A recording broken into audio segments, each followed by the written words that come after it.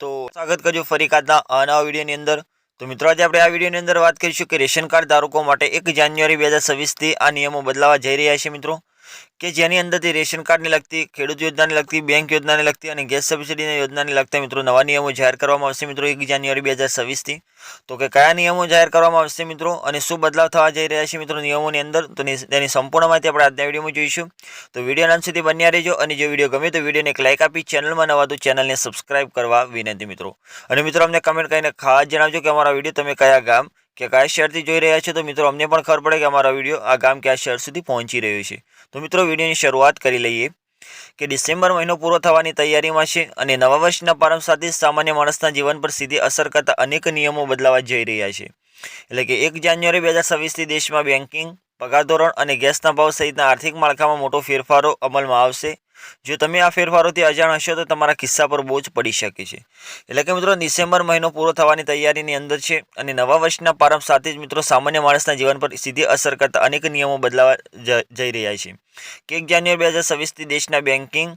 પગાર ધોરણ અને ગેસના ભાવ સહિતના આર્થિક માળખા પર મોટો ફેરફાર અમલમાં આવશે મિત્રો। જો તમે આ ફેરફારોથી અજાણ હશો તો મિત્રો તમારા ખિસ્સા પર છે તે બોજ પડી શકે છે મિત્રો। ત્યારબાદ આગળ વાત કરીએ કે કેન્દ્ર સરકારના કર્મચારીઓ માટે નવું વર્ષ ભેટ લઈને આવી રહ્યું છે કે 31 ડિસેમ્બર 2025ના રોજ 7મા પગાર પંચનો કાર્યકાળ પૂર્ણ થતાં 1 જાન્યુઆરી 2026થી 8મો પગાર પંચ લાગુ થવાની શક્યતા છે કે પગાર વધારાની અંદર નવા માળખામાં ફિટમેન્ટ ફેક્ટર એટલે કે 2.5 થી 3.0 ગણું રહેવાની શક્યતા છે, જેનાથી મિત્રો લઘુત્તમ પગાર વર્તમાન 18,000થી વધીને સીધો 50,000 રૂપિયા સુધી પહોંચી શકે છે। એટલે કે મિત્રો કેન્દ્ર સરકારના કર્મચારીઓ માટે નવું વર્ષ ભેટ લઈને આવી રહ્યું છે, કારણ કે 31 ડિસેમ્બર 2025ના રોજ 7મા પગાર પંચનો કાર્યકાળ પૂર્ણ થવાનો છે મિત્રો અને 1 જાન્યુઆરી 2026થી 8મો પગાર પંચ છે તે લાગુ થવાની શક્યતા છે કે જેની અંદરથી પગાર વધારાની અંદર નવા માળખામાં ફિટમેન્ટ ફેક્ટર 2.5 થી 3.0 ગણું રહેવાની ધારણા છે મિત્રો, જેનાથી લઘુત્તમ પગાર છે મિત્રો તે વર્તમાન પગાર કરતાં 18,000થી વધીને સીધો 50,000 રૂપિયા સુધી પહોંચી શકે છે મિત્રો। ત્યારબાદ આપણે આગળ વાત કરી કે ડીએ અને પીએફ કે મોંઘવારી ભત્તા ડીએને મૂળ પગારમાં સમાવી લેવામાં આવશે અને આ ઉપરાંત પ્રોવિડન્ટ ફંડ એટલે કે પીએફના નિયમોમાં પણ બદલાવ આવશે, જેનાથી કર્મચારીની બચતમાં વધારો થશે મિત્રો। ત્યારબાદ આપણે આગળ વાત કરીએ કે બેન્કિંગ અને એફડી રેટ્સમાં ફેરફાર કે reserve bank of India RBI દ્વારા રેપો રેટમાં ઘટાડો કરીને મિત્રો તેને 5.25% કરવામાં આવ્યો છે અને આ ઘટાડાની સીધી અસર ફિક્સ ડિપોઝિટ પર પડશે। ઘણી મોટી બેંકો 1 જાન્યુઆરીથી તેમના એફડી વ્યાજ દરમાં ફેરફાર કરશે મિત્રો। એટલે કે મિત્રો reserve bank of India RBI દ્વારા રેપો રેટમાં ઘટાડો કરીને 5.25% કરી દેવામાં આવ્યો છે અને આ ઘટાડાની સીધી અસર ફિક્સ જે ડિપોઝિટ પર પડવાની છે મિત્રો અને ઘણી મોટી બેંકો 1 જાન્યુઆરીથી તેમના એફડી વ્યાજ દરમાં પણ ફેરફાર કરશે મિત્રો।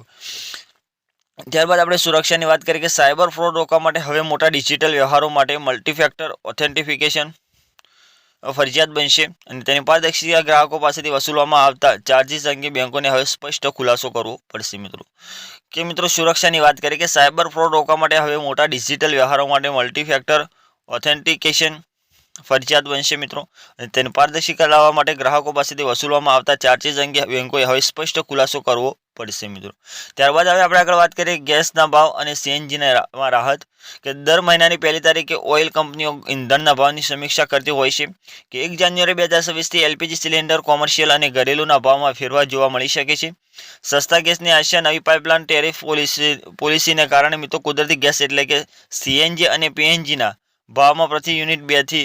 ₹3નો ઘટાડો થવાની શક્યતા છે, જે વાહન ચાલકો અને ગૃહિણીઓ માટે રાહતરૂપ સમાચાર છે। એટલે કે મિત્રો ગેસ અને ભાવ અને સીએનજીની અંદર રાહત એટલે કે દર મહિનાની 1લી તારીખે ઓઇલ કંપનીઓ છે મિત્રો ઇંધણની તે ભાવની સમીક્ષા કરતી હોય છે, એટલે કે ભાવમાં વધારો ઘટાડો કરતી હોય છે અને 1 જાન્યુઆરી 2026થી એલપીજી સિલિન્ડર, કોમર્શિયલ અને ઘરેલુના ભાવમાં ફેરફાર જોવા મળી શકે છે મિત્રો, કારણ કે નવી પાઇપલાઇન ટેરિફ પોલિસીને કારણે મિત્રો કુદરતી ગેસ એટલે કે સીએનજી અને પીએનજીના ભાવમાં પ્રતિ યુનિટ ₹2 થી ₹3નો ઘટાડો થવાની શક્યતા રહેલી છે, જે વાહન ચાલકો અને ગૃહિણીઓ માટે રાહતરૂપ સમાચાર છે મિત્રો। ત્યારબાદ મિત્રો આપણે આગળ વાત કરીએ કે ડિજિટલ પેમેન્ટ અને ટેક્સના નવા નિયમો કે ડિજિટલ ઇકોનોમીને વેગ આપવા માટે હવે વેપારીઓ માટે યુનિવર્સલ કોડનું ધોરણ લાગુ કરવામાં આવશે, જેથી પેમેન્ટ પ્રક્રિયા સરળ બને। ત્યારબાદ આપણે આગળ ઇન્કમ ટેક્સની વાત કરીએ કે central board of direct tax જાન્યુઆરીમાં નવા આરટીઆર બહાર પાડશે, જેમાં કરદાતાઓની માહિતી એઆઈએસ અને બેંક રેકોર્ડ સાથે પહેલેથી જ ભરેલી આવશે, જેથી મેન્યુઅલ ભૂલો નિવારી શકાય। એટલે કે મિત્રો ડિજિટલ પેમેન્ટ અને ટેક્સના નવા નિયમો બહાર પાડવામાં આવે છે કે ડિજિટલ ઇકોનોમીને વેગ આપવા માટે હવે વેપારીઓ માટે યુનિવર્સલ કોડ છે તે મિત્રો તેનું લાગુ કરવામાં આવશે મિત્રો, જેથી પેમેન્ટ પ્રક્રિયા છે તે મિત્રો સરળ બને। ઇન્કમ ટેક્સની વાત કરીએ કે central board of directors tax જાન્યુઆરીમાં નવા આરટીઆર બહાર પાડશે મિત્રો, કે જેની અંદરથી કરદાતાઓની માહિતી AIS અને બેંક રેકોર્ડ સાથે પહેલેથી જ ભરેલી આવશે, જેની મ્યુચ્યુઅલ ભૂલો નિવારી શકાય। ત્યારબાદ હવે આપણે આગળ વાત કરીએ કે પાન કાર્ડ ધારકો માટે છેલ્લી ચેતવણી આપી દેવામાં આવી છે